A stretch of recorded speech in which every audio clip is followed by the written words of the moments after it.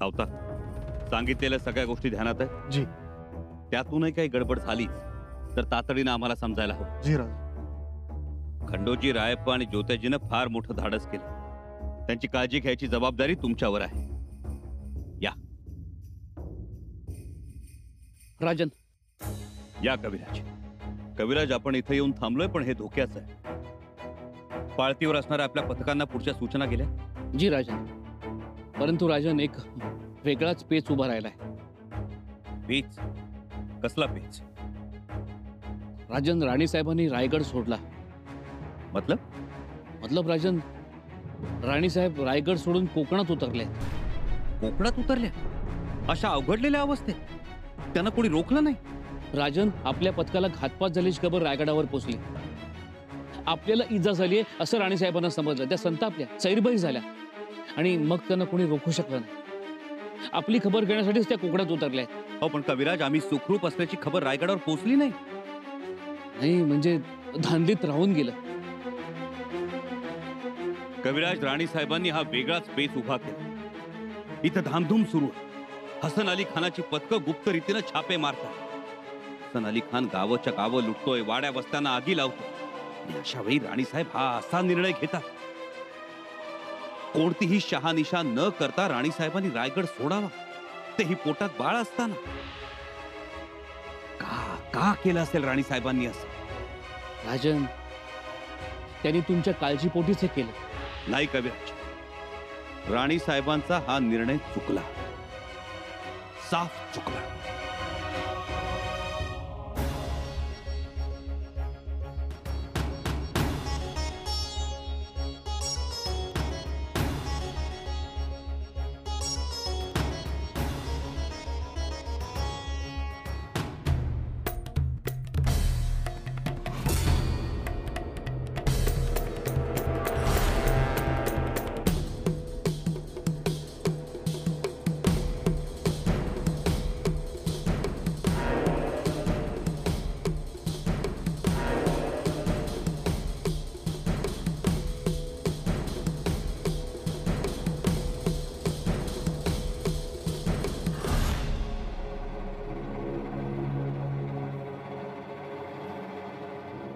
वाह, कुतुश बाबा का दरगाह वाकई अच्छा है।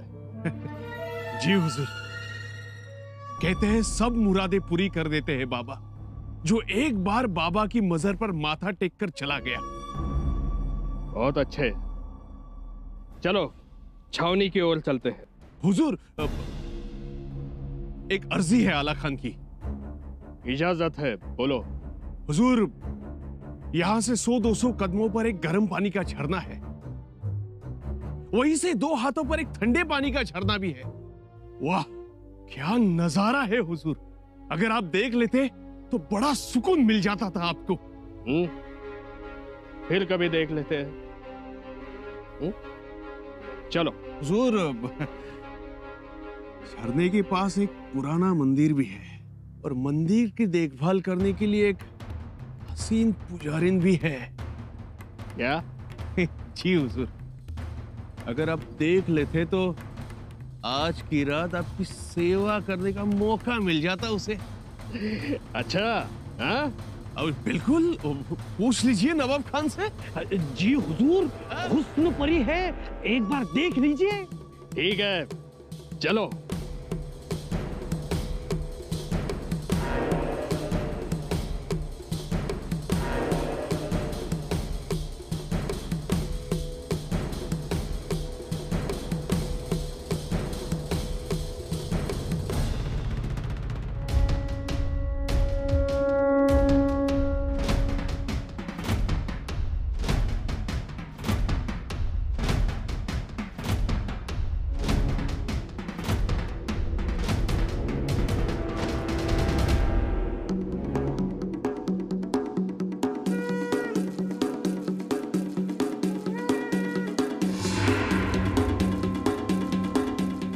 खंडोजी, रायप्पा, ज्योत्याजी, मोठा अवघड काम शिताफीनं केलं। ये राजन, बहुत मुश्किल काम था। एक वेळ पिशाच पकडणं सोपं आहे, पण ही सैतानाची पिलावळ पकडणं महाकठीण। मोकळा करा याला. पाण्यातून बाहेर काढलेल्या माशासारखा तडफडतो.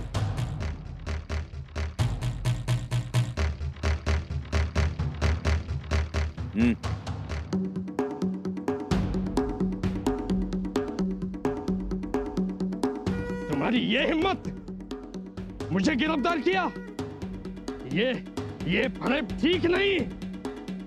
हाँ फरेब, हाँ तुम्हें तो मंदिर की पुजारन देखनी थी ना,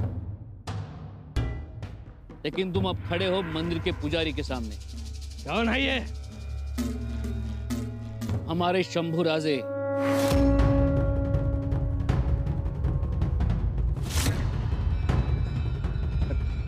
मैं किसी राजा वाजा को नहीं जानता. मैं सिर्फ आलमगीर को जानता हूँ, आलमगीर को. काय म्हणालास? मैं किसी राजा वाजा को नहीं जानता. हरामी औलाद, मुजरा कर पहिल्यांदा. छत्रपतींच्या समोर उभा आहेस तू. मुजरा कर नाहीतर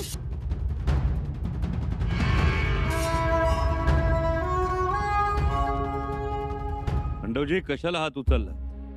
यांना हीच भाषा समजते राजे. देखो, बहुत बड़ी गलती कर रहे हो तुम. छोड़ दो मुझे, छोड़ दो. तुमको छोड़ देते हैं, लेकिन हमारे राजे को पहला हिसाब दे दो. हिसाब? कौन सा हिसाब? कौन सा हिसाब? स्वराज्यातली किती गावं जाळलीस त्याचा हिशोब. गावागावातली किती घरं जाळलीस त्याचा हिशोब. आमच्या माय भगिनींचे संसार उद्ध्वस्त केलेस त्याचा हिशोब. देवळातल्या पायऱ्यांवर पाय ठेवले त्याचा हिशोब. गाभाऱ्यातल्या घंटा वितळवल्यात आमच्या गोरगरीब रयतेस मारलं त्याचा हिशोब द्यावा लागेल. हसन अली खान. मैं सिर्फ हिसाब किताब अपने बादशाह को देता हूँ.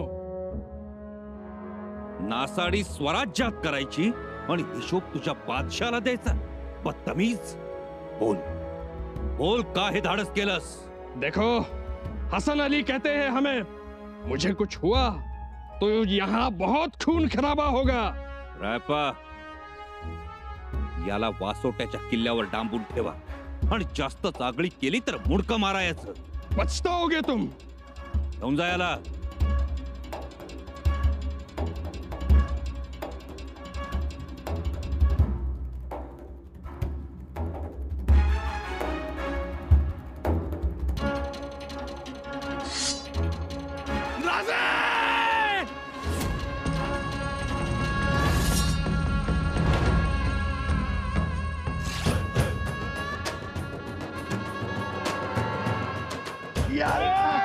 थांबा, मारू नका त्याला.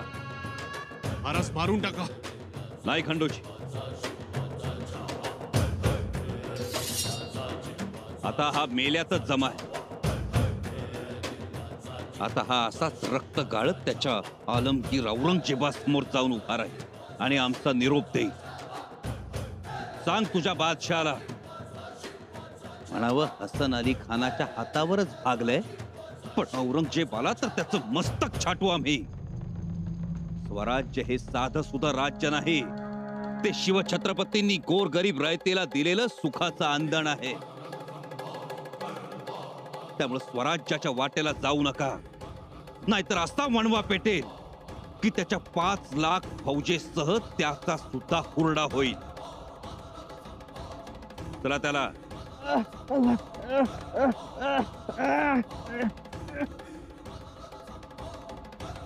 जाताना तो हात घेऊन जा. कानाला म्हणावं, बोट शिल्लक आहेत पण हातच कलम झालाय. जा.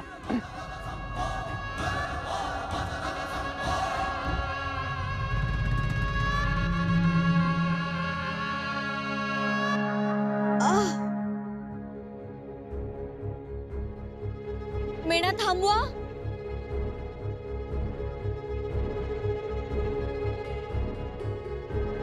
वहिनीसा, काय झालं?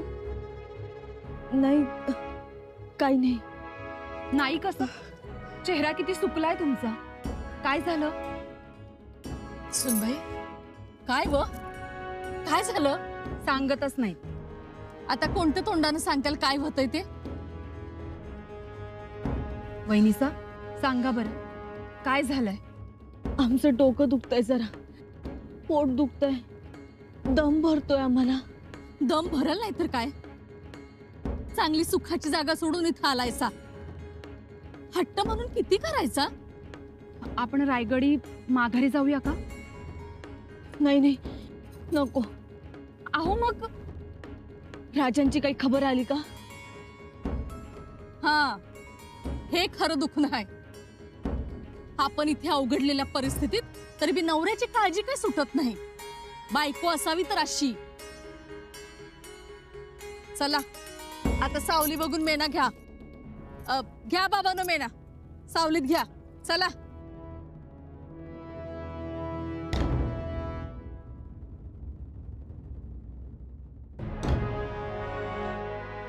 महाराज, माफी असावी, परंतु आपण हसन अली खानास जिवंत जाऊ दिलं हे योग्य केलं नाही असं मला वाटतं. खंडोळी करून टाकायला हवी ती त्याची. मला बी असंच वाटतंय राजा. चांगलाच घावला होता कचाट्यात, कापलाच असता. हा मतलब कोंडाजी बाबांचं सिर जसं आपल्याला नजराणा म्हणून पाठवलं, तसं आपण त्या हसन अली खानाचं सिर औरंगजेबाला पाठवलं असतं. हो ना, दहशत बसली असती आणि त्यांना कळलं असतं की स्वराज्यावर चाल करून येणाऱ्या सरदाराचं काय होतं ते. नाही खंडोजी, उलट तुम्ही सगळे म्हणता आहात ती दहशत आता बसेल. आता घाबरेल फौज, आता घाबरतील सरदार. म्हणजे हसन अली खानाचं मस्तक छाटून नजराणा म्हणून औरंगजेबाकडे पाठवलं असतं तर ती एका योद्ध्याची विटंबना ठरली असती.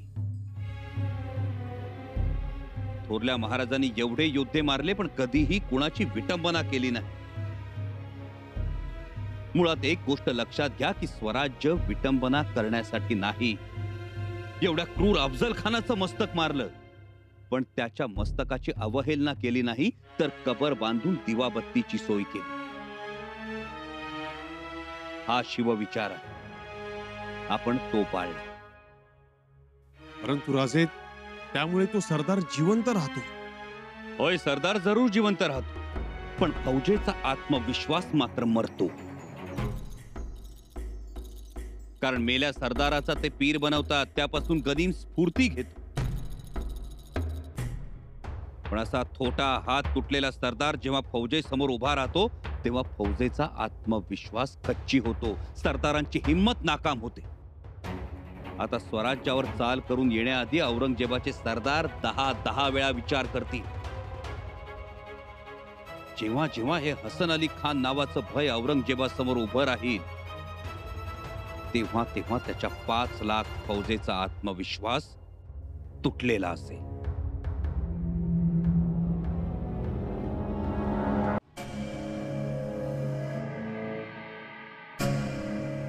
हुजूर, क्या है? आलमगीर बादशाह ने आपके लिए खलीदा भेजा है. थांब तिथं. अगोदर मजकूर काय ते कळू दे. जी हुजूर.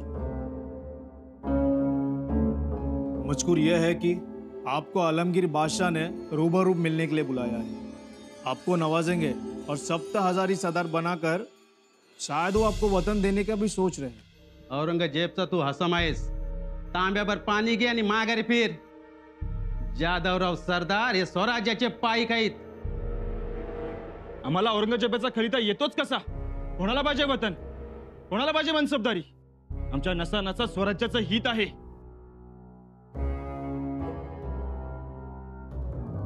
काय लिहिलंय त्यात? बादशाह भेटायला बोलवतोय. चांगलंच आहे की मग जायचं. आंबा गडबड करू नका. हे घ्या, हा खलिता जमा करा दप्तरामध्ये. बघू नंतर. बर.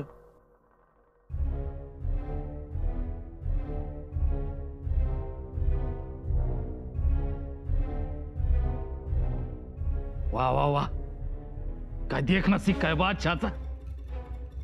वाह, काय ही चंद्रकोर. आणि मजकूर काय तर मशरूल अनाम कान्होजीराव शिर्के यास फरमान देण्यात येतो आहे की मध 2 रेघा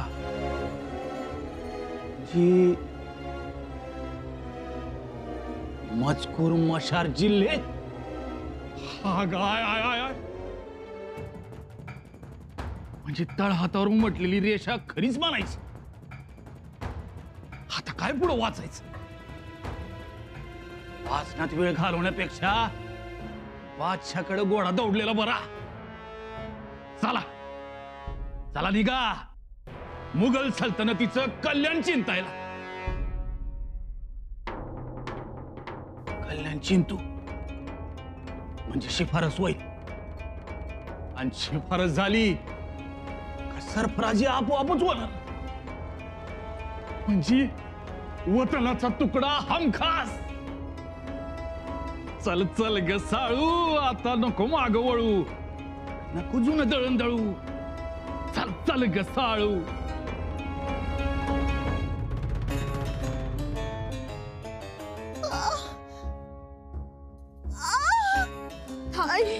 थांबवा मेला, थांबवा.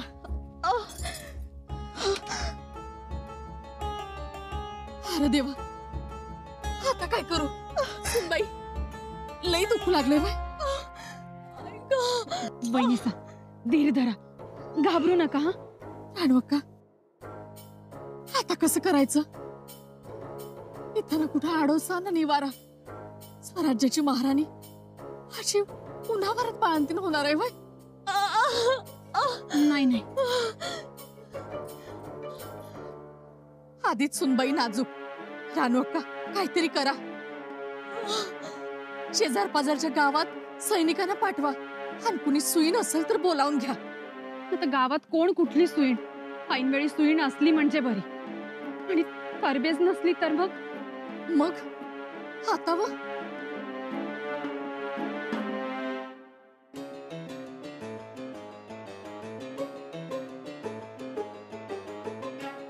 धाराऊ एक आधार आहे.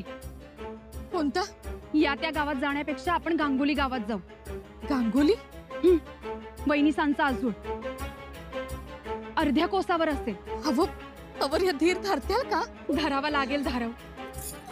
वहिनीसा धीर धरा, आपण गांगोली गावात जाऊ. जाऊया ना?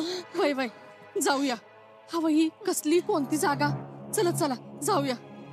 हे जगदीश्वरा, वाड्यावर सुखरूप पोचव बाबा. चला. कोण आहे तिकडे? जी. गांगोलीला माणूस पाठवा, वाड्यात निरोप द्या. महाराणी साहेब येत आहेत, सगळी व्यवस्था करायला सांगा. आम्ही पोहोचतोच. जी. चल उचला मेणा. धाराऊ निघूया. चल. उचला.